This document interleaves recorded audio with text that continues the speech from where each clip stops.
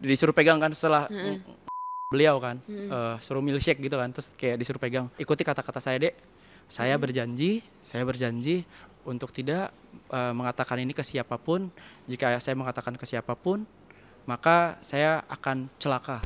Kesalahan pelaku tuh bukan ketika dia menyentuh aku, tapi ketika dia berhasil membuat aku yakin bahwa dia nggak mungkin salah lah, dia kan dia pemuka agama. Nah itu tuh yang bikin ini sulit untuk dibongkar. Menurutku ini bukan pelecehan seksual, ini bukan kekerasan seksual doang. Ini tuh udah penistaan agama. Kayak Menteri Agama kemarin kan bilang katanya kasus kekerasan seksual di pondok itu terlalu dibesar-besarkan media. Emang besar, satu orang aja jumlahnya udah besar kalau di tempat yang suci. Setelah nonton Joko Anwar, aku langsung nyari nomor pelaku. Oh ya? Ku save di kontakku dan ku namain. Biar di get kontak tuh namanya kelihatan gitu. Ustadz Sudirman pencabul saya. Aku nih datang dari Jakarta naik pesawat sampai sana. Persidangan delay 3 jam. Sampai sana jauh-jauh nih udah delay 3 jam. Pelaku cuma lewat telepon. Loh, tidak dihadirkan langsung? Nggak dihadirkan. Padahal jaraknya cuma 2 kilo dari lokasi sidang. Aku nyebrang pulau. Dan pakai duit sendiri. Iya. Aneh. Dan ini nih, denda 1 miliar buat negara. Kata ini kerugian negara. Kerugian buat korban nggak ada, nggak dikasih sama negara. Aneh banget. Rugi apa negara?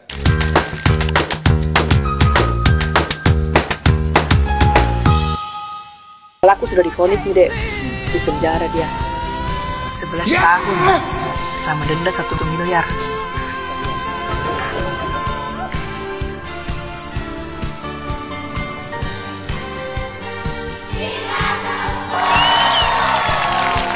Wait, 11 tahun di penjara.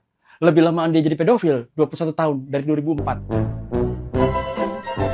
Halo Sobat Medcom, jumpa lagi di episode Nggak Pakai Ordal. Nah kali ini kita kedatangan seorang komika asal Makassar atau asal Jawa nih sebenarnya. Kita nggak tahu ya, nanti dijelasin sama Eki Priyagung. Terima kasih sudah mampir ke Medcom. Halo, terima kasih Kak Glory. Nanti Eki ini akan menceritakan cerita-cerita pada saat masih remaja ya, 13 tahun yang pernah menjadi korban pelecehan seksual oleh gurunya. Oleh Ustadz. Nah kita akan dengar ceritanya, singkat aja nih Eki. Awalnya 13 tahun itu kamu sudah menyadari nggak sih kalau ini tuh namanya pelecehan seksual gitu? Hari pertama itu kejadian, malamnya langsung ngadu ke ibu. Oh berarti ada dong, kamu udah tahu dong, oh ini pelecehan seksual. Nggak tahu, itu aneh aja sih, bingung. Tapi aku langsung nanya ke ibu, bilang lebih tepatnya ngadu sih, ibu baru pulang kerja. Tapi kan pada saat itu konteksnya ibu kita kan tinggal di lokalisasi, di daerah lokalisasi. Aku ngaji di luar area lokalisasi. Ibuku talent di sana. Nah, pas jadi talent di situ kan berarti udah banyak banget masalahnya. Pas aku cerita, jadi mungkin tanggapannya lagi kurang enak aja. Mah aku diginiin loh tadi di rumahnya Ustadz Sudir. Terus dia bilang, itu cuma dari kepalamu doang, udahlah, nggak usah dipikir-pikir nih kayak gitu-gitu. Bikin malu itu, udah. Gitu. Oke, jadi tanggapan ibu memang ya istilahnya cuek ya, maksudnya? Iya, tapi pada saat itu kan dia mungkin masih ada pergulatan batin. Pas kasus ini keungkap, ibu tiap hari selalu minta maaf. Nah, maaf ya dulu mama nggak bisa dengerin kamu, nggak bisa jadi orang tua yang baik, gitu-gitu. Tiap hari dia minta maaf. Oke, mungkin dulu ya masih muda, terus lihat kondisi dan lain-lain. Iya, dan belum keluar dari jeratan lokalisasi, belum. Ya, sekarang udah tobat banget. Dulu ibuku begini, sekarang ibuku alhamdulillah. Oke, begini sekarang begini, keren. Top. Oke, jadi istilahnya kamu dari 13 tahun sudah menyadari, terus sempat lapor orang tua juga. Nah, kira-kira tuh boleh nggak disipil aja pelecehan seksualnya tuh seperti apa? Disuruh memiliki batang Ustadz cabul di rumahnya ketika istrinya nggak ada. Dan abis itu saya dicoba, dia berusaha untuk ya gitu lah, memiliki juga gitu, tapi tidak ada reaksi gitu. Karena mungkin saya sangat-sangat straight. Jadi buat cowok-cowok nih kan pada ngaku, gue straight, gue nggak homo. Cobain dulu. Kalau saya sudah dites, saya tidak. Iya. Ya kan belum tentu kan. Bener. Yang lain. Nah itu ketika kejadian itu memang kamu cuma berdua aja berarti ya di rumah si Ustadz ini? Berdua, tapi korban lain ada yang bertiga. Ada dua-duanya saling menyaksikan. Nah itu yang jadi saksi kunci. Akhirnya dia yang melapor jadi korban karena ada saksi mata. Oke, kalau kamu memang nggak bisa ya berarti? Iya, jadi kalau pada saat saya nggak bisa, selain karena kasus 12 tahun, lewat dari 12 tahun nih, ada kasus KS lewat dari 12 tahun tuh nggak dilaporkan, itu jadi diputihkan kasusnya. Dan yang kedua, sulit sekali untuk mengungkap kasus KS karena nggak ada saksi biasanya, nggak ada rekaman atau apa gitu-gitu.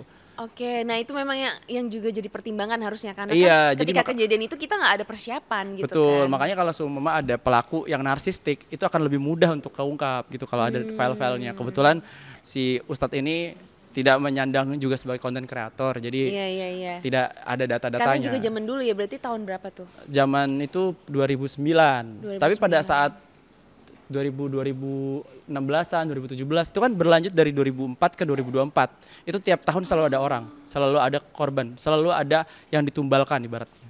Penumbalannya bahasa di daerah situ gitu. Jadi itu bisa dibilang Ustadz ini sakit ya? Ya bisa dibilang sakit ya, kalau semua dia sehat sih kan dia nggak kayak gitu dong harusnya. Iya benar-benar. Oke. Jadi kamu sudah lapor tapi di umur berapa kamu lapor ke pihak kepolisian? Oh, saya sebenarnya tidak pernah melapor ke kepolisian.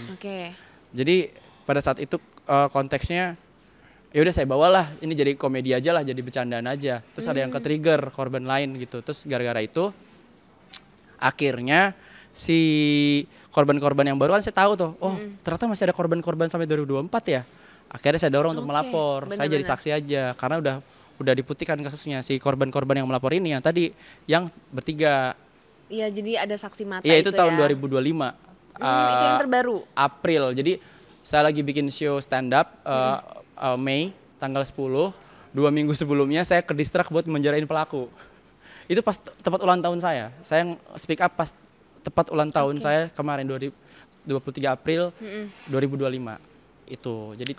Jadi kado buat diri saya untuk berani mengungkap kasus terbesar di Makassar. Di Makassar ya, tepatnya di lokasinya di mana sih? Di lokasinya tuh di Jalan Bontolandra. Tapi ya pada dasarnya ini bukan menjelekan Makassar. Makassar tempat terbaik buat hidup saya salah satunya. Makanannya enak, orang-orangnya baik, tapi ya sangat disayangkan ada pengalaman yang kurang baik. Jadi biar nggak disalah sangka, oh Makassar kayak gitu, enggak, Makassar tapi baik mungkin sekali. kamu bisa spill alamat supaya orang-orang yang mungkin sedang belajar di daerah situ atau mungkin kan katamu ada pelaku-pelaku lainnya. Iya, Masjid Baitur Rahmat, Jalan Landak Baru, atau kalau dibilangnya Jalan Andi Jema. Orang-orang tahu kok, udah tersebar di mana-mana ini berita. Oke, berarti mereka bisa antisipasi ya. Ya, cuman yang paling penting yang belum ketangkep kan si istri pelaku. Sekarang istri pelaku juga terlibat ya kan. Itu dia masih ngajar di sekolah Impres Pabaeng-Baeng. Jadi dinas pendidikan tidak peduli sama kasus ini. Ada guru ngajar anak-anak nih, masih ngajar padahal dia adalah bagian dari predator. Nah itu kok bisa kamu tahu dia juga pelaku? Maksudnya dia melakukan itu ke Kan saya ke anak-anak laki atau pada saat perempuan? itu membuka portal, grup WhatsApp, penelusuran, ikut wawancara, ikut membantu BAP tiap korban-korban yang mengaku sebagai korban. Nah salah satunya tuh ada korban yang saling nggak tahu, jadi kakaknya, adiknya sama paling bungsu, ini tiga-tiganya jadi korban. Terus baru tahu pas aku bikin reels. Kamu korban di grup itu baru tahu. Lu kalau masuk di grup ini, lu korban. Nah, si yang nomor 2 ini itu temennya adekku, sahabatnya adekku. Nah, syukurnya adik kandungku, aku tanya dong, adek, kamu nggak kena kan dulu pas ngaji? Nah, syukurnya dia nggak dapet adekku. Karena sempat pas lagi sholat dia ngompol. Gara-gara ngompol, adekku malu untuk ke masjid karena dibully. Nah, seminggu kemudian setelah dia ngompol ini, semua satu angkatan dia itu kena pencabulan kecuali adekku. Jadi adekku diselamatin sama tragedi ngompol. Nah si temannya ini itu ternyata dia kenanya gara-gara pada saat itu dia ditunjuk sebagai yang membaca Al-Qur'an, yang menyanyi qiraah. Nah, qari'ah atau gitulah apa istilahnya. Tilawah Quran. Nah, latihannya di rumahnya Pak Sudirman. Nah, Pak Sudirman ini ngejemput ke rumah anaknya, langsung minta ke ibunya untuk jemput anaknya. Nah, sampai di rumahnya Pak Sudirman, dia kan Pak Sudirman sendiri, predator sendiri yang minta ke ibunya.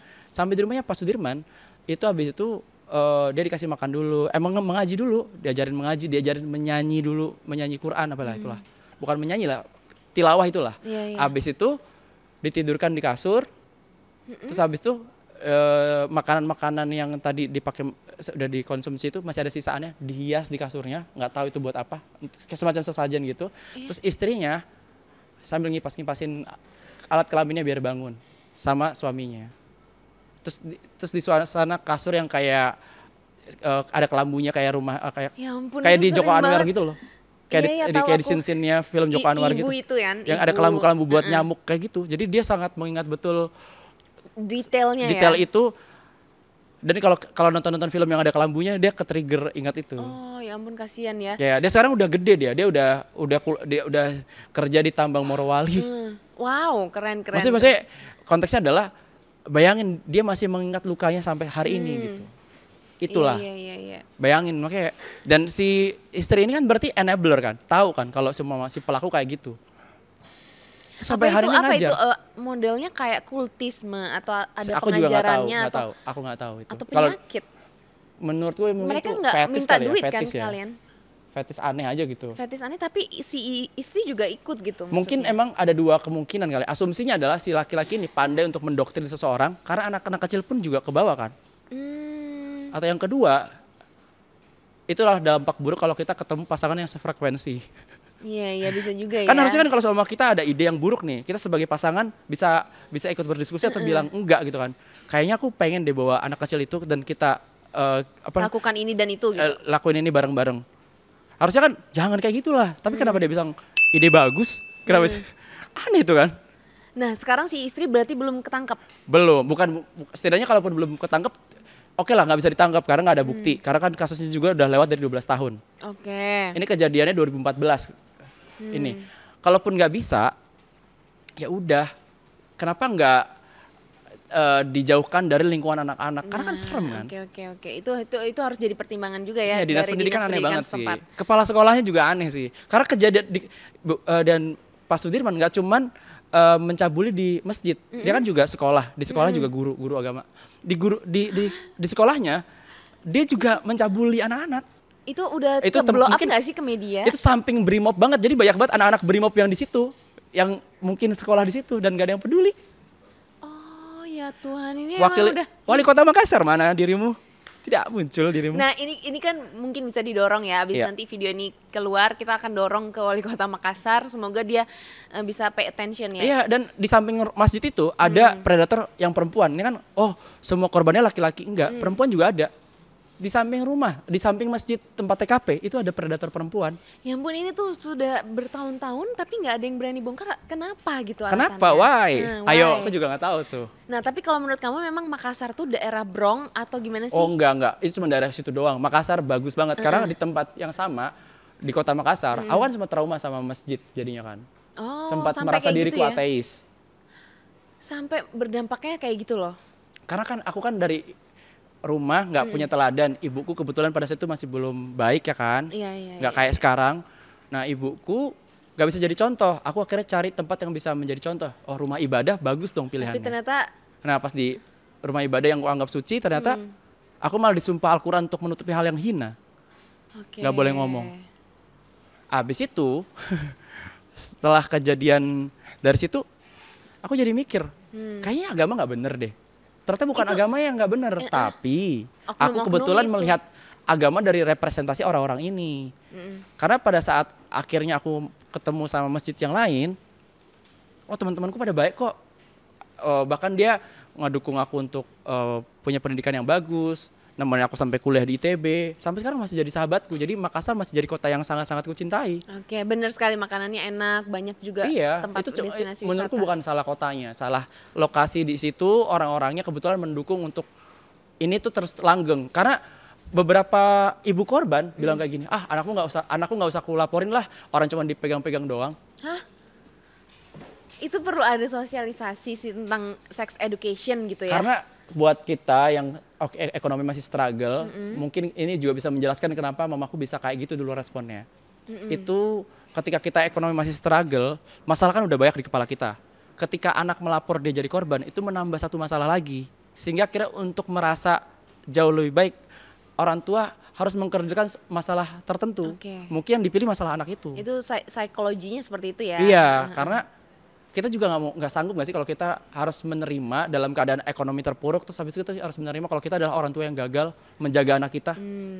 Karena jadi kan akhirnya di nanti aja deh. Karena gitu ada ya? banyak banget anak-anak yang jadi korban di kasus yang ini dipindahkan, anak yang diisolasi Oh, sama sekolahnya? sama orang tuanya. Oh, sama orang tuanya diisolasi maksudnya Jangan tinggal di sini deh. Kamu di mana kabar anak itu? Saya sudah pindahkan, dia nggak bisa lagi diakses. Malu orang tuanya. Wah, jadi malah gitu. Korban ini malah kabur gitu ya? Bahkan ada bukan juga, malah memperjelas situasinya. Bahkan ada juga ibu-ibu di situ, hajah di situ dikenal. Udahlah, nggak usah share-share informasi kayak gini. Kalau bisa kita harus menutup aib saudara sesama muslim. Emang kita mau saudaraan sama predator kayak gitu? Iya. Aneh banget kan? Tapi itu doktrin yang ini nah itu makanya karena tempatnya juga Bronx di tempatku. Ini bukan Makassar, tempatku aja. Sehingga akhirnya ini langgeng. Karena sampai sekarang bahkan ya. Iya, karena kejadiannya ternyata di tahun 2006 itu pernah ada ketahuan si korban sama keluarganya nggak terima, ngegeruduk ke rumah pelaku. Oke. Kakaknya tahu, wakil masjid pun tahu, wakilnya wakil yayasan TPA ini juga tahu, tapi yang ada didamaikan. Tapi Pak Sudirman itu diperingatkan dengan sumpah Al-Quran untuk tidak melakukan itu lagi. Yang terjadi apa? Yang terjadi si pelaku malah dapat inspirasi. Oh, untuk membungkam anak-anak ini kita sumpah Al-Quran aja. Lo malah ditiruin cara itu. Ya Tuhan. Nah, dari 2006 sulit untuk ketangkep, sulit untuk kelacak gara-gara ada sumpah Al-Quran. Karena mereka merasa korban ini merasa sudah disumpah, tidak boleh ngomong. Disuruh pegang kan setelah beliau kan, suruh milkshake gitu kan, terus kayak disuruh pegang. Ikuti kata-kata saya, Dek. Saya berjanji untuk tidak mengatakan ini ke siapapun. Jika saya mengatakan ke siapapun, maka saya akan celaka. Oke, nah anak kecil gitu ya. Anak kecil gitu ini ya pasti takut ya. Nah selama ini sejauh ini perjalanannya, terus kamu udah sampai bikin WhatsApp group, udah ngumpulin korban-korban ya. Berarti upaya kamu kan ada tuh keterlibatan kamu dalam kasus ini. Nah itu gimana ceritanya sampai akhirnya polisi ngungkap dan udah divonis ya? Ya, polisi awalnya kebetulan saya juga dapat momentum karena Kepala Unit Perlindungan Perempuan dan Anak Kota Makassar baru aja diganti. Karena sebulan sebelumnya kepala unitnya bermasalah karena dia memaksa korban untuk berdamai sama pedofil. Bayangin, di semua lini loh. Nah, aku juga ada cerita tuh tentang unit PPPPA itu. Ya kan, ada kan, kamu katanya kan sempat juga jadi. Tapi memang mereka tidak membantu sih. Nah, tapi ternyata pas udah diganti, akhirnya udah viral, barulah setelah viral di podcast, ada dorongan hukum, sampai didengar sama Polri, Polrestabes Makassar ditekan. Oh, sampai ke Polri dulu nih berarti ceritanya. Ceritanya sampai di Polri dulu baru ketekan di Polrestabes. Tapi memang no viral, no justice ya, bener ya? Makanya ada negara yang kerjanya viral based oriented tuh gimana sih? Iya. Entah kenapa laporan itu kalau nggak viral nggak ditindaklanjuti. Jadi buat teman-teman yang pernah kena kasus kekerasan seksual, kena pelecehan, saran saya jadi konten kreator. Untuk memblow up itu. Karena untuk kalau kita nobody gimana gitu, ya nggak sih? Iya benar setuju. Kakak juga kan pernah ada kasus yang ternyata pas speak up baru bener viral, langsung gitu kan? ketangkep dan memang jadi atensi Polri dulu terus jadi ke Poldanya. Betul. Jadi memang harus ngambil perhatian si Polrinya dulu nih. Sebelum ada yang speak up diusut nggak? Nggak diusut, bahkan sudah ada laporan nih 5 tahun nggak diusut kasusnya. 5 tahun nggak diusut, kan? Bener, memang harus ada channel kenalan, bener nggak?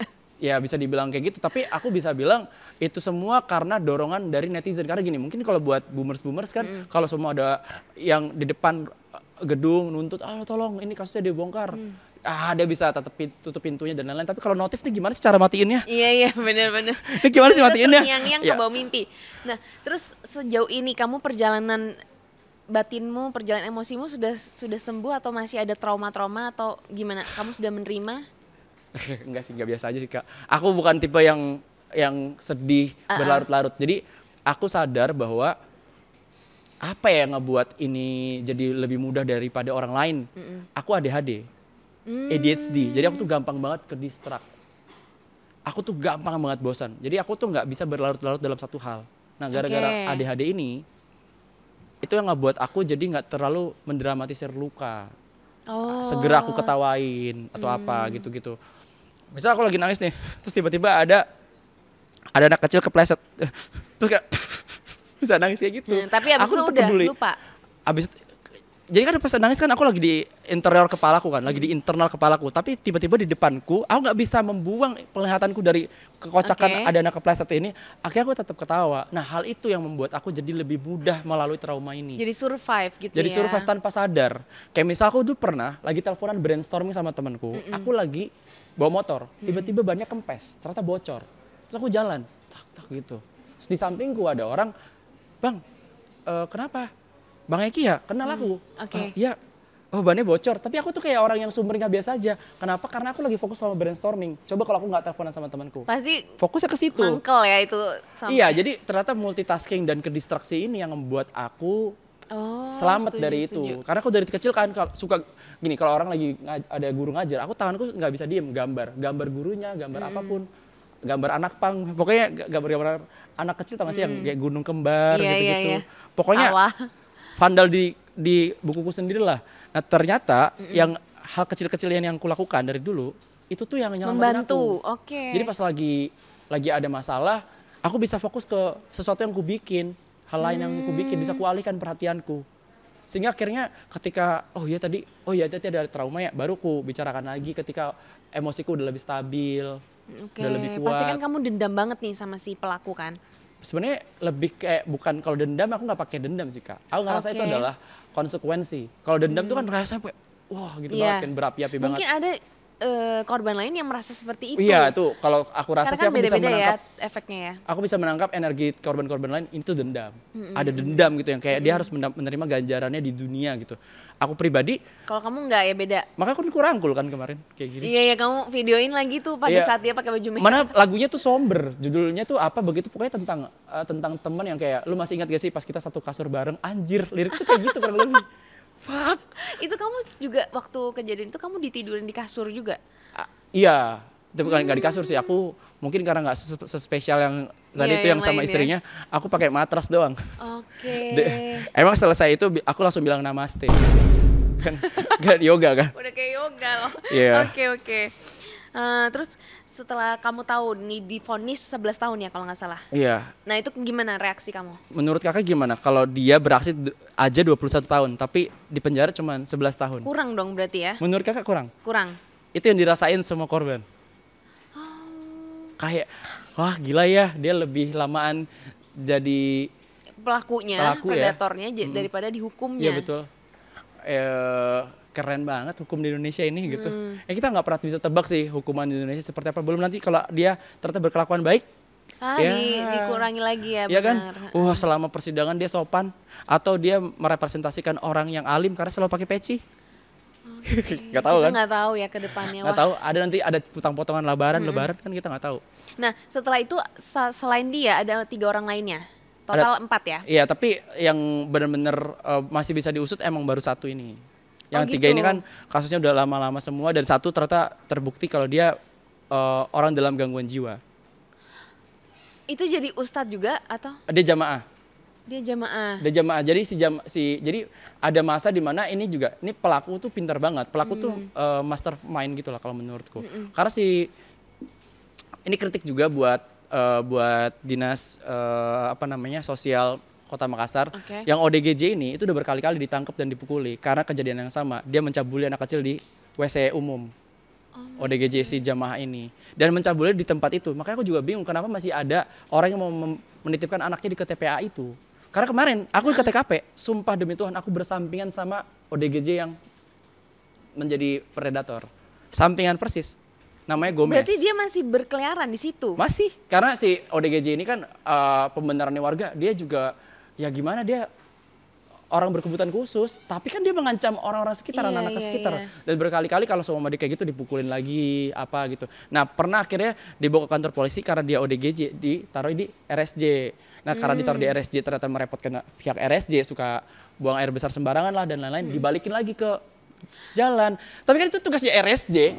Untuk menampung orang seperti itu. Iya, dan juga tugasnya kepolisian untuk menindak pencabulannya itu. Iya, terus habis itu udah kan bukti orangnya. Bahkan pernah sewaktu-waktu, ini nih pelaku emang berharap si ODGJ ini selalu di situ. Kenapa? Ini aku sedikit jelaskan dulu. Jadi pernah suatu hari anak dari ketua Taman Pendidikan Al-Quran yang termasuk si pelaku yang udah ketangkap ini kena pelecehan. Anaknya sendiri si pelaku ini kena pelecehan. Dibawa sama si Gomez di kamar mandi. Abis itu diapain lah anak laki-lakinya. Nah, ketahuan lah, dipukulin, ditampar sama si Pak Sudirmannya. Nah ternyata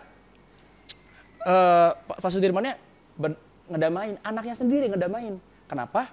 Karena dia juga pelaku kan berarti ternyata selama itu kita nggak tahu. Nah tapi pandangannya masyarakat, cara menghadapi kasus pelecehan tuh kita damai aja ya gitu. Dia contohin kan, dia sebagai pemimpin di sana.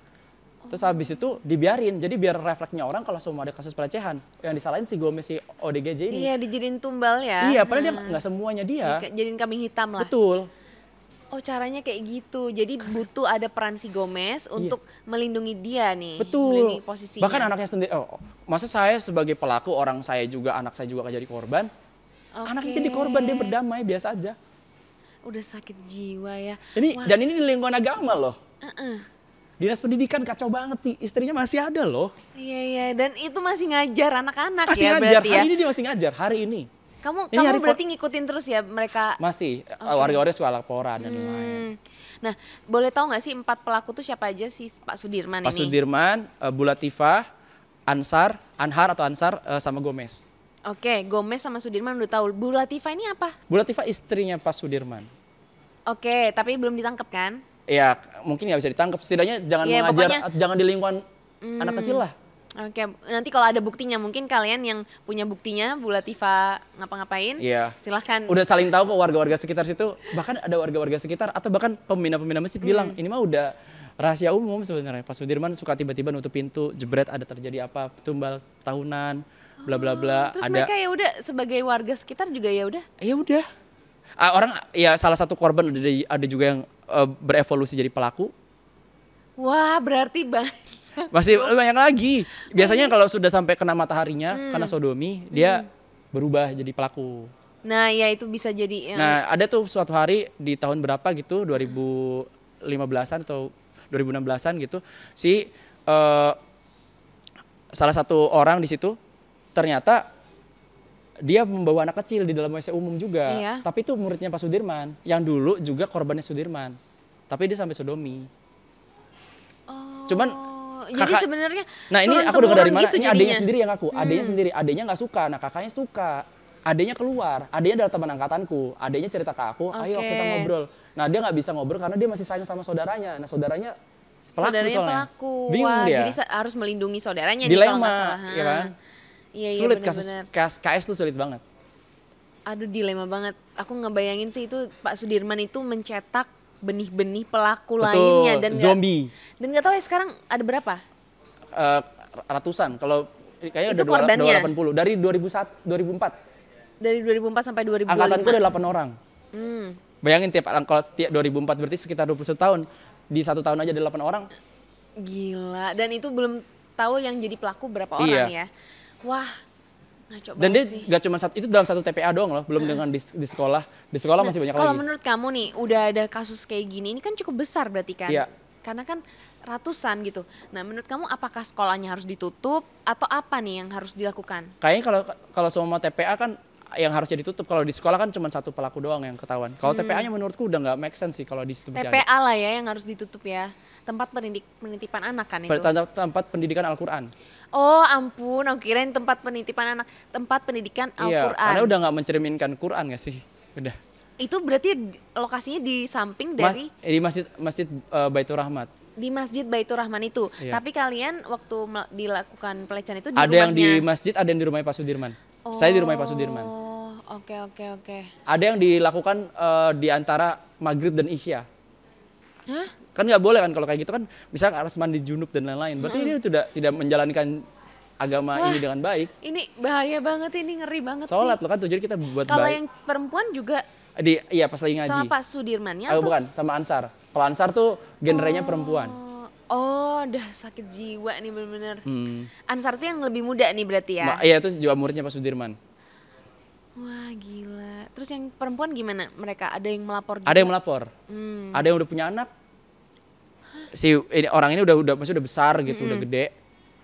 Nah, siapa namanya Eki? Kamu kan bilang kalau korban itu banyak yang sering menutupi atau malu ya dalam tanda kutip mereka tuh bahkan biasanya kasus yang lebih parah, biasanya korban itu lebih malu, bahkan maunya lari aja deh meninggalkan. Tapi kebanyakan kayak gitu kan yang kita ketemuin. Sejauh ini pengalamannya kayak gitu. Nah itu menurut kamu seharusnya korban itu seperti apa sih bertindaknya? Wah ini jujur aku kurang tahu karena aku juga nggak separah itu. Nggak sampai ada penetrasi dan lain-lain gitu. Aku nggak tahu kalau ada di posisi itu seperti apa.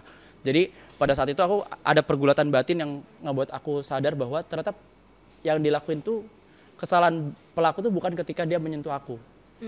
Tapi ketika dia berhasil membuat aku yakin bahwa dia nggak mungkin salah lah dia.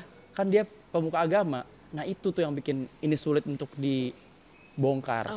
Karena kan ada doktrin-doktrin. Karena ada Al-Qur'annya, ada oh ini saya kan lagi mau ngecek kamu sudah akil balik atau belum, kamu udah dewasa belum, makanya kita harus membuktikan kamu dengan menggunakan sperma. Ada si Pak Sudirman ada omongan-omongan seperti itu. Ada, kan itu kan ada untuk membujuk ya. Menurutku ini bukan pelecehan seksual, ini bukan kekerasan seksual doang, ini tuh udah penistaan agama. Iya, karena didoktrin dulu pakai baru agama. Supaya si korban ini bilang ya, dengan sendirinya ya, akhirnya korban juga mau mengakui. Bahkan korban nggak bilang ya, kita tuh freeze, kita diem.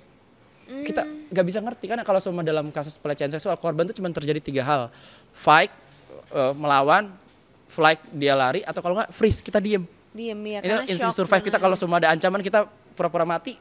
Nah, kalau dalam kekerasan seksual tuh ya kayak gitu, kita jadi kayak gak bisa bergerak gitu, diem, gak ngerti. Oh my god, ini yang harusnya. Tapi menurut kamu seharusnya korban itu seperti apa sih? Menurutku seharusnya korban ya, speak up aja, jangan ngerasa malu, karena menurutku yang harusnya ngerasa itu adalah pelaku. Karena korban itu cuma masa tertentu doang, kita jangan selalu ngerasa ini aku adalah korban gitu terus-terusan, enggak. Iya memang dalam fase itu kamu korban, tapi besokannya di kemudian hari kamu tetap bisa menyematkan namamu sebagai seorang stand up komedian, seorang pekerja kantoran, ibu rumah tangga, tanpa harus membawa selalu embel-embel korban ini. Oke, mungkin kamu bawa sampai mati kamu nggak akan lupa, tapi jangan dipendem, speak up aja. Siapa tahu ternyata ada orang yang sama, dan ketika kita tahu ada orang yang sama, kita jadi bisa mengidentifikasi pelaku.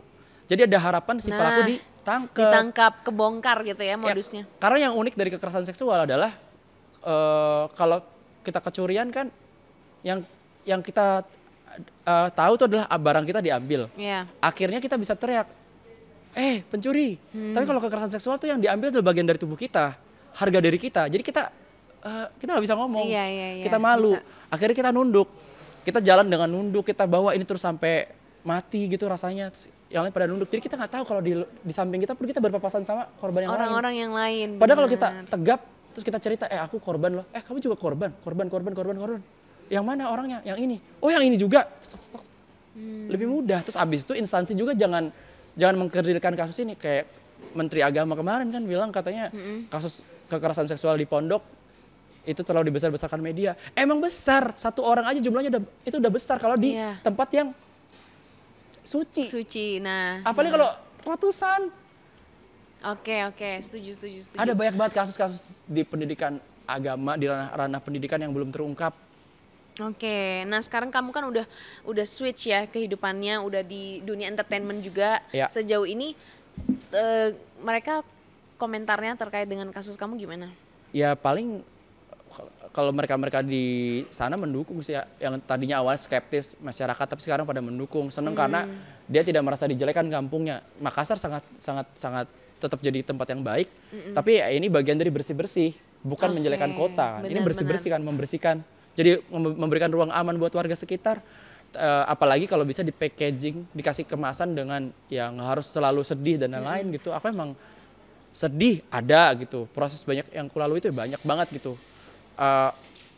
Karena bagi seorang seniman tuh kematian tuh hal yang jauh lebih mudah, karena bagian yang paling sulitnya itu adalah ketika kita punya keresahan, punya masa sulit, terus kita harus olah itu jadi karya. Aku kan kemarin pas lagi ngurus kasus ini itu aku lagi dalam proses membuat stand up comedy show judulnya Bergurau dari Luka. A-nya dalam kurung, jadi bisa dibaca berguru dari luka atau kalau nggak bergurau dari luka. Dari luka tuh dalam konteks trauma gitu. Nah, karena pada saat itu aku mau ngomongin tentang hubunganku yang had love relationship sama ibuku, dengan takdir yang harus ku dapatkan kayak gini, hubunganku sama relationshipku ke pasangan dan lain-lain gitu. Tapi ternyata Tuhan ngasih lebih, aku malah disuruh berdamai atau berguru dari luka yang dikasih itu ya. sama guru ngaji.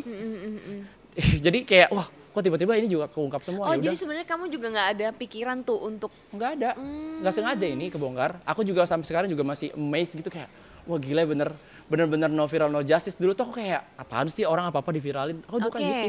Ih apaan sih. Sekarang apa ini buktinya gitu cara ya. sopan apa lagi untuk mengungkap kasus seperti ini.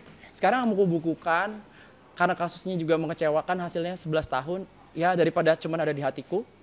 Kan kalau sama di dukun tuh kan kita suruh bawa kambing untuk memindahkan penyakit ke kambing itu kan. Nah daripada ini cuma ada di hatiku, aku pindahkan dalam buku aja tuh. Oh kamu tuangkan ke dalam situ? Iya, aku bakal terbitin Desember, Januari bakal rilis. Jadi ya. Judulnya Bergurau dalam Luka itu? Bergurau dari luka. Bergurau dari luka. Bergurau dari luka. Ya nggak cuma ngomongin tentang kasus ini doang sih, aku pengen ngomongin trauma secara keseluruhan lah, in general. Ya oke, setuju. Baguslah kamu berani membagikan luka itu jadi contoh juga ya, bagaimana bersikap dan lain-lain.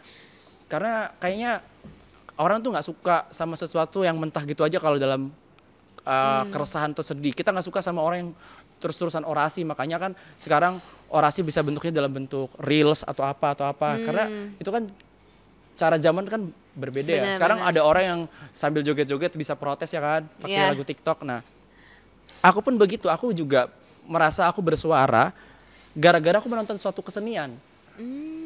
Film Joko Anwar yang judulnya Siksa Kubur, plotnya mirip juga. Ada what if gimana ketika seorang pemuka agama berhasil ditangkap karena dia sudah berhasil mencabuli pemainnya Reza Rahadian. Dan dia menyimpan traumanya. Itu yang bikin memantik kamu untuk wah ini harus dibikin speak up. Pas aku nonton semua orang pada ada yang bilang ya masing-masing beda-beda lah opini. Aku cuma begini doang sambil keinget anjir buat orang lain ini cuma cerita di aku kisah nyata ini anjir. Fuck. Apa aku jadiin beneran ya aku ungkap ya. Setelah nonton filmnya Joko Anwar itu. Kamu jadi yakin ya? Aku langsung nyari nomor pelaku. Oh ya? Aku save di kontakku dan ku namain biar di get kontak tuh namanya kelihatan gitu. Ustadz Sudirman pencabul saya. Di get kontak, pas kamu nyari di get kontak banyak nggak yang juga sama kayak kamu kasih nama gitu? Oh, aku di situ belum ngecek sih, nggak tahu. Kamu nggak ngecek ya? Cuman ternyata pas aku tahu kan setelah nggak sengaja aku bikin reels bercanda, ada yang ke-trigger, loh korbannya tiap tahun ada ya? Bagus. Aku merasa bersalah di situ. Karena aku punya power untuk bersuara, cuman mungkin aku baru punya platformnya. Makanya sedihnya adalah, ya Allah aku harus kuliah di ITB dulu, jadi stand up comedian berapa tahun dulu, abis itu baru bisa ngebongkar ini semua. Bikin Instagram dulu, punya followers berapa, harus menang juara somasi dulu biar punya kontak close the door Deddy Corbuzier, baru bisa bersuara. Kalau nggak dilalui itu semua, nggak tahu kan? Iya bisa jadi juga ya udah jadi angin lalu aja gitu. Bahkan sekarang resikonya aku adalah stand up comedian yang lebih dikenal sebagai korban loh. Tapi kamu bisa ya menertawakan hal ini ya, bisa ya. Karena coba deh Kak, apalagi hal yang bisa kita lakukan ketika kita masih gini, ketika kita belum bisa ubah keadaannya, belum bisa ubah hasilnya, belum bisa ubah realitanya. Kenapa nggak kita ubah aja persepsinya di kepala kita? Karena pernah nggak sih kakak kayak, aduh gini, kita nggak bisa ubah nih keadaannya, kita nggak mampu untuk ubah. Kenapa nggak kita ubah dulu persepsinya di kepala kita? Kayak, yaudah daripada dibawa sedih, mending gini, mungkin atau dimaknai mungkin adalah cobaan. Cobaan itu kan kita lagi berusaha untuk membenarkan ini adalah bagian dari hal yang seharusnya terjadi. Menerima kenyataan ya. Biar kita bisa menerima kenyataan, itu kan. Jadi menurutku ketawa tuh salah satu yang ngebantu aku. Tapi itu bukan berarti nantinya suatu saat itu akan jadi bumerang juga buat kamu karena udah numpuk nih. Kayaknya tetap harus dibicarakan, harus dibawa ke psikolog kalau dibutuhkan. Karena aku juga melakukan hal-hal yang lain. Jadi ketawa ini jangan dijadiin tools paling super power satu-satunya. Jadi pelarian doang ya, jangan ya. Menurutku ketawa tuh bagian kita untuk kayak life jacket aja dulu, dipakai dulu. Nah, tetap datang ke tempat-tempat bisa nge-unpack trauma itu. Aku juga sampai ke psikiater dulu. Sekarang udah nggak, udah nggak obat. Dan kalau semua kan ada copingnya sampai orang narkoboy atau apa. Alhamdulillah kalau aku dibuntutin BNN aku aman ya, bersih. Insya Allah. Oke. Nah sampai kapan nih kira-kira kamu membawa berguru atau bergurau dari luka itu di dalam stand up comedy kamu? Kayak dalam hidup tuh kita akan terus berguru dari luka ya, gitu ya. Tapi aku harap sih semoga Eki setelah selesai dari kasus ini materi-materi stand up-nya jauh lebih hal-hal detail kecil, nggak harus hal-hal bombastis. Kayak hal-hal sehari-hari observasi tentang ya mungkin kehidupan setelah menikah kan seperti apa. Ini kan aku belum menikah kan. Terus tuh ya anak gitu lah, nggak tahu. Tapi memang ya. banyak sih hal-hal detail yang kita kadang tuh lupain gitu, padahal masih banyak yang bisa dipelajari. Betul. Gitu kan. Karena kan ketika kita dihadapkan sama badai-badai besar, kita lupa sama hujan rintik-rintik kan. Jadi itu kayaknya aku pengen lebih ke situ aja lah. Nah kira-kira nih Eki yang umur sekarang mau ngomong apa nih? Atau menitipkan pesan apa ke Eki yang umur 13 tahun dulu? Menarik banget. Bro, sabar aja bro. Sekarang mungkin lu ngerasa pada saat itu hidup lu berat, gak ada yang dengerin. Tapi keep moving aja. Karena kalau bukan kita yang nyiptain, kalau gak ada yang mau nyiptain ruang aman buat kita, ciptain sendiri buat diri kita sendiri. Menarik nih, ciptain sendiri ruang aman itu ya. Jangan sampai salah. Gue pribadi sebenarnya kesel Kak, sebagai seorang stand up comedian selalu ngomongin tentang kebenaran belakangan ini. Karena sekarang tuh kayak di negeri ini tuh kebalik. Stand up comedian dituntut untuk serius, sedangkan pejabat-pejabatnya pada lucu. Jadi kayak ketuker gitu. Kayak Iya, ketuker ya. Iya, ini kan job desk-nya pejabat buat serius, buat menumpas dan lain-lain gitu. Tapi karena ya kira-kira gitulah. apa sih masalahnya? Kalau menurut kamu nih, kamu kan udah berupaya laporin ke sini, ke pihak ini. Ya. Masalah mereka tuh apa?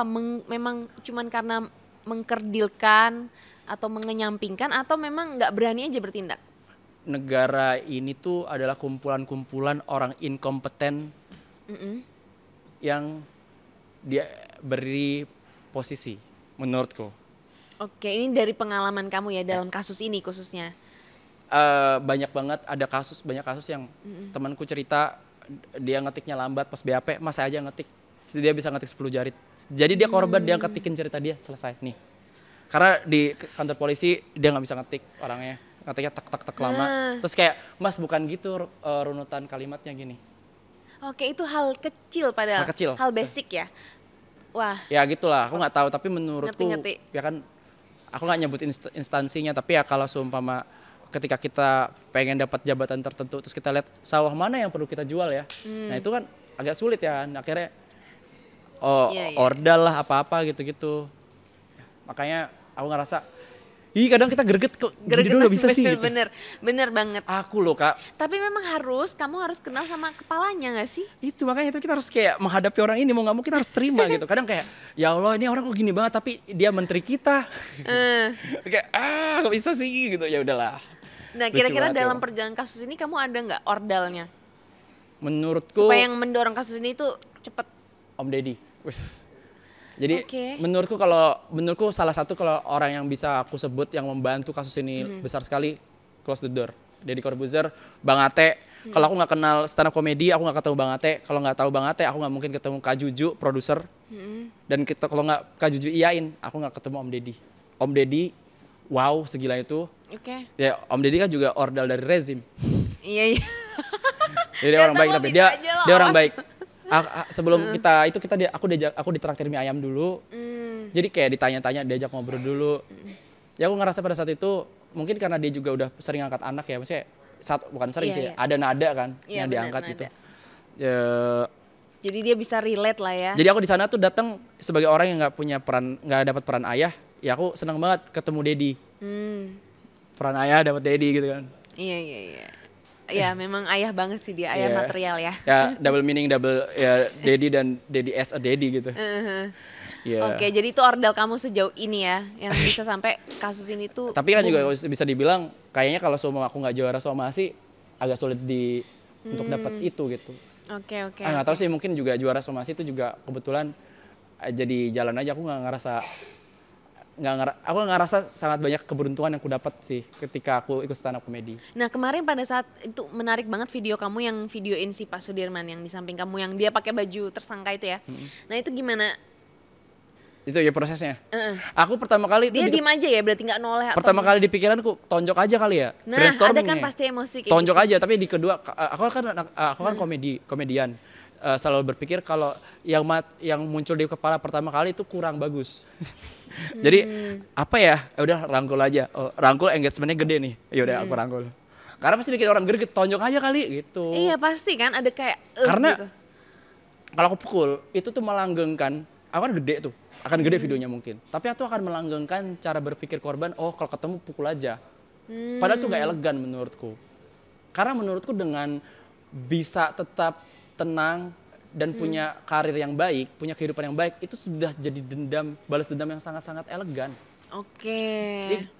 Karena gini, kalau kita sebagai korban, gak apa-apa, nangis gak apa-apa.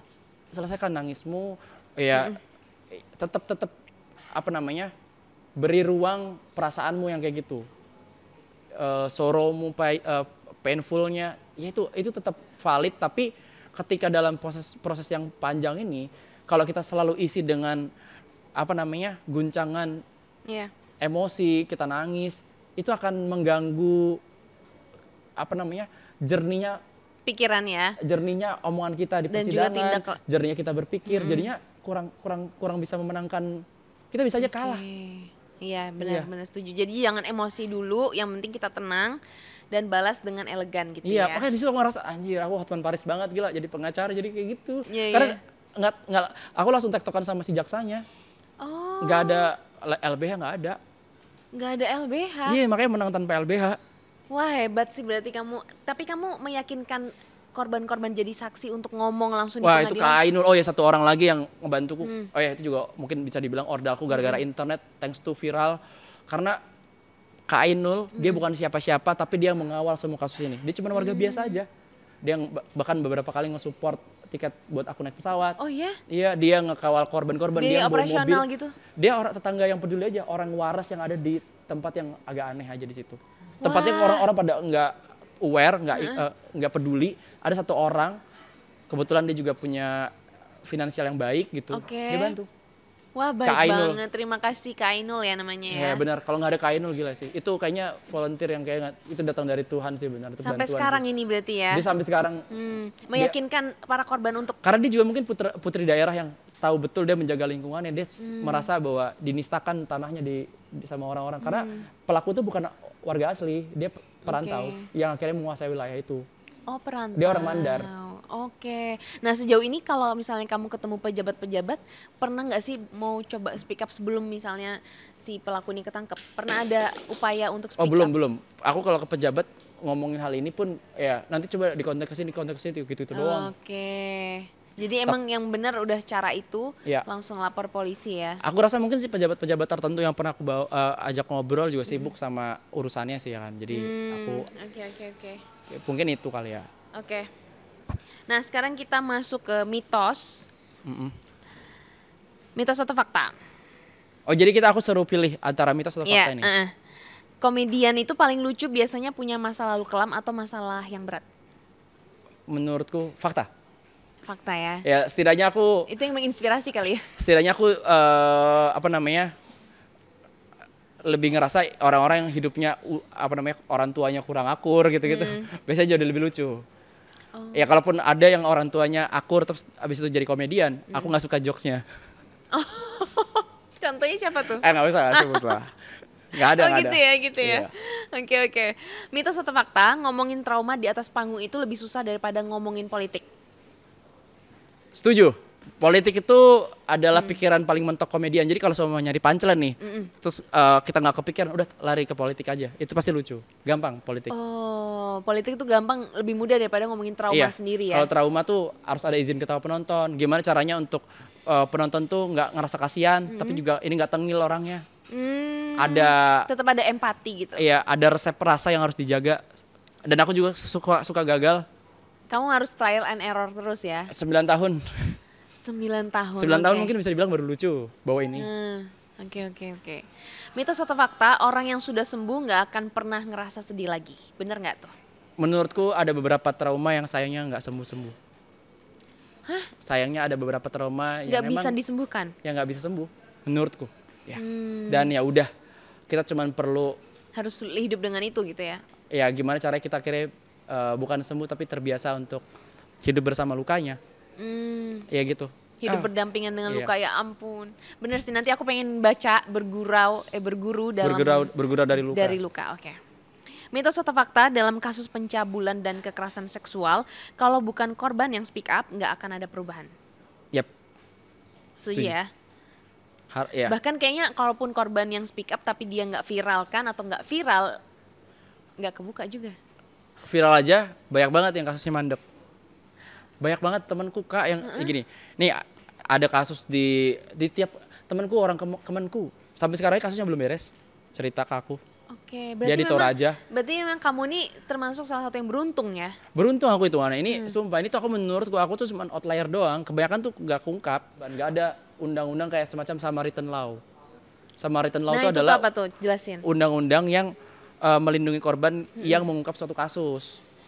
Bahkan kalau di Amerika tuh dapat insentif karena dia sudah membongkar suatu kasus. Samaritan Law tuh dipakai di Amerika buat ngelindungi korban yang atau saksi mata yang atau bahkan ya orang yang tahu betul ini ada kasus tertentu. Oke, gitu. itu benar-benar dijamin perlindungan. Kalau iya, di Indonesia aku aja ada. bisa di UITE. Kemarinnya aku diancam UITE awal-awal. Karena kamu ya dikiranya ya pasti awal-awal refleksnya pas pencemaran nama baik lah gitu. Oke, nah malah yang jadi korban malah jadinya tertuduh gitu ya. Kalau ada praduga tak bersalah buat pelaku, ya harusnya ada perlindungan buat korban juga dong. Ya kan? Iya, tapi setuju. Aku aja kemarin ngerasa ya sidang pertama kalau nggak viral, itu kan sidang pertama syukurnya viral. Oke. Sidang kedua hakimnya jadi berubah drastis. Sidang pertama aku kan yang di sidang pertama, wah hakimnya bukan membela kayak nggak, aku ngerasanya hakim hari itu tuh kayak lebih mengutamakan pelaku. Masa kayak gini, Bapak yang ngomong dong sebagai pelaku, jangan sampai Bapak nanti difitnah, diadu domba. Anjir bisa ngomong kayak gitu. Oh jadi kayak lebih berat ke arah si pelakunya ini malah ya. Dan pelaku dihadirkan cuma lewat telepon. Aku nih datang dari Jakarta naik pesawat sampai sana, persidangan delay 3 jam. Sampai sana jauh-jauh nih udah delay 3 jam, pelaku cuma lewat telepon. Loh, tidak dihadirkan langsung? Nggak dihadirkan, padahal jaraknya cuma 2 kilo dari lokasi sidang. Aku nyebrang pulau. Astaga. Dan pakai duit sendiri. Iya. Aneh. Dan ini denda 1 miliar buat negara. Kata ini kerugian negara. Kerugian buat korban nggak ada. Nggak dikasih sama negara. Aneh banget. Rugi apa negara? Gila. Wah, gila sih. Ini baru lagi nih. Cerita baru lagi. Jadi pada saat video kamu pas di pengadilan viral, iya. Yang kedua hakimnya sidang baru kedua gimana? Karena anak-anak yang ngomong. Padahal kan di situ aku juga bersaksi sebagai seorang anak. Aku bukan menceritakan Eki umur 29 tahun. Aku lagi mengingat-ingat Eki 13 tahun. Gak ada pendampingan. Aku sendiri, teman-temanku semua pendamping, psikolog, korban-korban yang lain, saksi-saksi disuruh keluar dari ruangan. Aku di sidang sendirian. Dengan si pelaku? Ada pengacara pelaku lewat telepon doang, hakim. Lah itu sidang kedua juga pakai telepon? Kalau penasihatnya enggak, si pengacaranya enggak, pelakunya lewat telepon doang. Telepon doang. Terus habis itu semua orang disuruh keluar, bahkan disuruh pulang. Jadi aku pas keluar nih aku nangis sendirian, gak ada orang. Gila nggak? Dan habis itu semua kasus itu biaya persidangan gak ditanggung sama negara. Gila negara nih. Siapa yang nanggung dong? Aku sendiri dibantu sama Kak Hesti Purwadinata, dibantu sama netizen. Pusing kepala aku. Uang endorse, itu deh. Iya. Berarti benar-benar kamu. Terus pemulihan psikolog kan ada juga kan, psikis apa, minum obat lah apa semua. Itu kan ada banyak korban-korban yang berusaha untuk pulih. Nggak ada. Tapi negara dapat 1 miliar. Jadi kalau tiba-tiba ada yang nanya ke aku, Ki, apa kontribusi lo terhadap negara? 1 miliar bro. Iya. Udah aku kasih ke negara ini. Iya. Wah itu berarti banget. Pelaku bro. 11 tahun plus 1 miliar. Restitusi, udah ada undang-undangnya. Jadi restitusi itu ada biaya penggantian dari pelaku.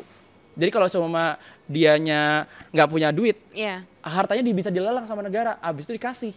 Ke si korban ya? Dikasih ke korban, itu nggak dilakuin, nggak ada. Nggak bisa. Atau kamu harus nuntut lagi kayak? Aku harus nuntut lagi dan aku nggak bisa karena aku saksi. Karena kalau di Korea Selatan, kalau ada kasus yang sudah diputihkan, tapi ada kasus baru, kasus yang sudah diputihkan bisa hidup lagi. Di Indonesia tidak. Jadi tetap undang-undang di kita tentang kasus kekerasan seksual itu sudah di luar nalar, tidak membantu. Ini perlu direvisi nggak? Butuh direvisi. Didorong dong ke DPR ya berarti ya. Atau mungkin sebenarnya udah bagus, tapi penerapannya SDM-nya belum ngerti gitu untuk bisa ngedorong itu. Atau mungkin ada kong kali kong, aku juga nggak tahu. Nah itu dia tuh, wah kotor banget dong nih. Nggak tahu, aku nggak tahu, jujur aku nggak tahu. Tapi aku ngerasa jaksaku katanya udah maksimal. Oke. Ya udah. Jadi ya udah aku buang-buang aja kemarin tuh sama berkali-kali datang ke Makassar. Berarti kamu dengan kata lain nggak puas nih dengan 11 tahunnya? Ya nggak puas 1 miliarnya. Aku pengen semua korban-korban kalau bisa dapat pemulihan, dapat duit lah. Dapat duit lah semua korban. Setidaknya yang 16-an yang 16 yang mau melaporkan diri tuh harus dapat duit. Oke. Iyalah. Masih bisa nggak menurut kamu diupayakan lagi nih? Harusnya masih bisa kalau itu. Ada hakim kok yang ada hakim yang nemui aku, ini bisa diurus sebenarnya. Cuman emang ribet. Tapi aku nggak mau kalau semua korban anak kecil ini harus kutekan lagi datang ke pengadilan. Iya Wah, sih, kasihan ya mereka ya. Udah keganggu sekolahnya. Udah keganggu banget sekolahnya, kasihan aku. Dan nggak adil sih si pelakunya, terdakwanya kenapa dihadirkan telepon doang? Iya, aneh kan kemarin. Itu pasti permintaan dari si Sudirman. Kalaupun oke lah, nggak boleh ditemuin sama korban, pisah ruangan kayak sama-sama effortnya gitu loh datang ke persidangan, pisahin ruangan. Gila emang. Oke. Pengadilan Negeri Makassar nih, kacau. Oke. Ya, terakhir nih, apa pesan dan juga harapan kamu buat semua penyintas di luar sana atau bahkan para untuk pemerintah dalam menangani kasus-kasus hukum seperti pencabulan dan juga kekerasan seksual?